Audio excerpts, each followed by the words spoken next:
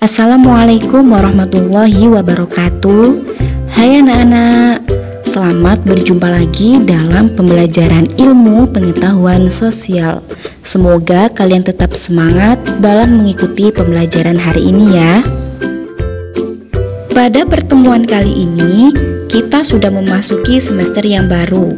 Kita akan masuk ke dalam materi bab 3, yaitu mengenai keunggulan dan keterbatasan antar ruang serta peran pelaku ekonomi dalam suatu perekonomian. Nah, sebelum Ustazah memulai untuk menjelaskan materi kali ini, alangkah baiknya kita berdoa bersama dengan membaca basmalah. Bismillahirrahmanirrahim. Tujuan pembelajaran kali ini adalah yang pertama, siswa diharapkan mampu mengaitkan keunggulan dan keterbatasan antar ruang dalam kegiatan ekonomi. Yang kedua, siswa diharapkan mampu menjelaskan pengertian pelaku ekonomi. Yang ketiga, siswa diharapkan mampu mengidentifikasi peran pelaku ekonomi dalam perekonomian. Selanjutnya, mari kita simak video penjelasan materi berikut ini. Anak-anak, di kelas 7, kalian telah mempelajari tentang konsep ruang dan interaksi antar ruang. Nah, salah satu alasan adanya interaksi antar ruang adalah perbedaan potensi dan sumber daya alam yang dimiliki. Indonesia merupakan negara yang kaya akan sumber daya alam. Itu semua merupakan keunggulan yang dimiliki oleh Indonesia. Setiap daerah di Indonesia memiliki sumber daya alam yang beragam. Ada yang memiliki kelapa sawit, ada juga yang memiliki emas. Perbedaan potensi inilah yang mengakibatkan permintaan dan penawaran, kemudian menimbulkan aktivitas perdagangan. Perbedaan potensi daerah bisa terjadi karena perbedaan teknologi. Setiap daerah memiliki keunggulan komparatif tersendiri. Sebagai contoh, Lampung memproduksi kopi, Jawa Barat memproduksi beras. Lampung dapat memproduksi kopi secara efisien dan murah. Dengan demikian, Lampung memiliki keunggulan komparatif dalam memproduksi kopi. Sedangkan Jawa Barat dapat memproduksi beras secara efisien dan murah. Dengan demikian, Jawa Barat memiliki keunggulan komparatif dalam memproduksi beras. Dalam ilmu ekonomi, perdagangan kedua daerah akan saling menguntungkan jika bersedia bertukar kopi dan beras. Keuntungan dari pertukaran sumber daya inilah yang menyebabkan terjadinya interaksi dalam dan antar ruang berupa kegiatan perdagangan. Untuk kepentingan tersebut diperlukan kerjasama, mengingat adanya perbedaan dan keterbatasan sumber daya alam yang ada di setiap daerah.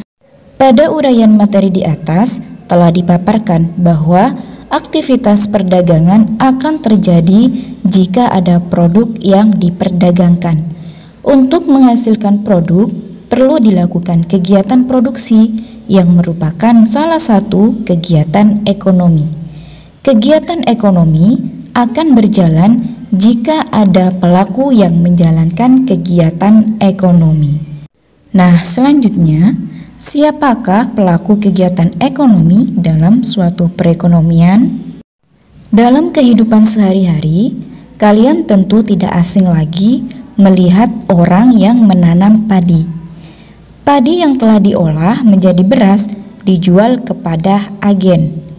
Dari agen inilah para ibu rumah tangga atau konsumen yang lain bisa mendapatkan beras untuk memenuhi kebutuhan pangan. Nah, petani yang menanam padi, kemudian agen, ada juga ibu rumah tangga, dapat dikatakan sebagai pelaku ekonomi. Selanjutnya, apa yang dimaksud dengan pelaku ekonomi? Pelaku ekonomi adalah orang atau lembaga yang melakukan kegiatan ekonomi. Di dalam kegiatan ekonomi terdapat 4 pelaku ekonomi. Yang pertama, rumah tangga konsumsi atau RTK. Yang kedua, rumah tangga perusahaan atau RTP, yang ketiga rumah tangga pemerintah atau RTG, dan yang keempat rumah tangga luar negeri. Nah, keempat pelaku tersebut berperan penting dalam perekonomian negara yang sesuai dengan perannya masing-masing.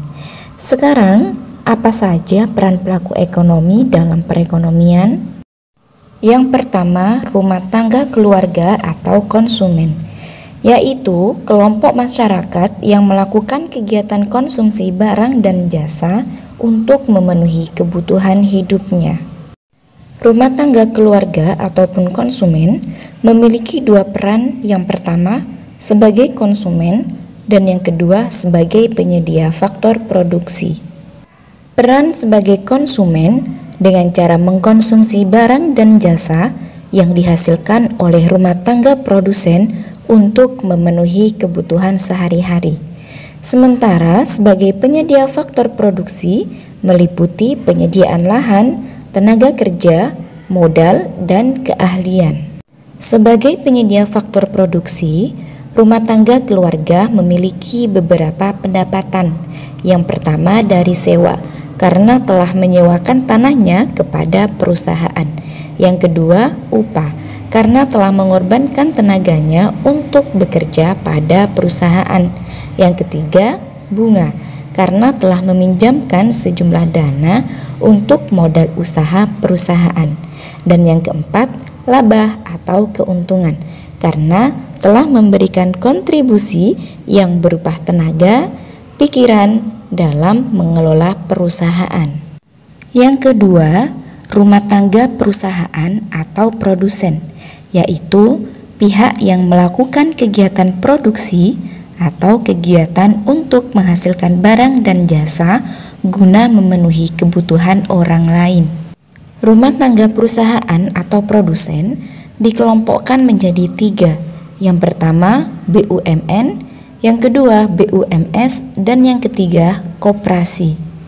Peran rumah tangga perusahaan yang pertama sebagai produsen dengan memproduksi barang dan jasa yang akan ditawarkan kepada konsumen atau pembeli.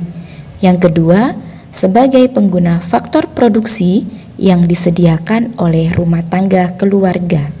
Selanjutnya, rumah tangga pemerintah, yaitu pihak yang bertugas mengatur, mengendalikan, serta mengadakan kontrol terhadap jalannya roda perekonomian.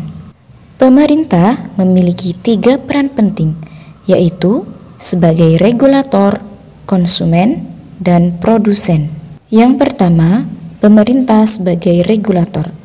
Pemerintah berperan sebagai pengatur atau regulator dalam perekonomian untuk mensejahterakan masyarakat secara adil dan merata. Nah, selanjutnya, aturan apa saja yang dibuat oleh pemerintah?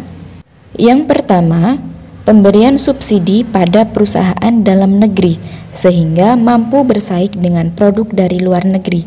Yang kedua, pemerintah menentukan besarnya pajak. Yang ketiga, pemerintah memberikan kewenangan pemberian izin dalam pendirian usaha.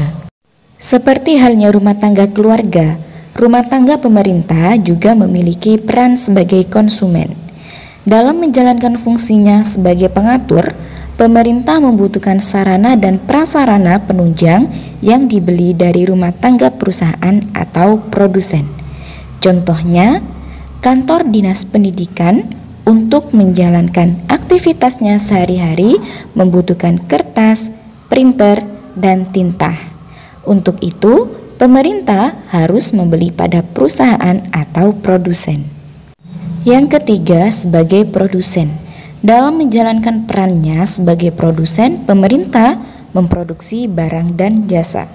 Contohnya, ada PT Kereta Api Indonesia. Yang kedua, perusahaan listrik negara. Dan yang terakhir ada rumah tangga luar negeri, yaitu orang atau lembaga yang melakukan kegiatan ekspor dan impor. Dengan adanya perdagangan internasional, terbentuklah kerjasama antara Indonesia dengan negara lain.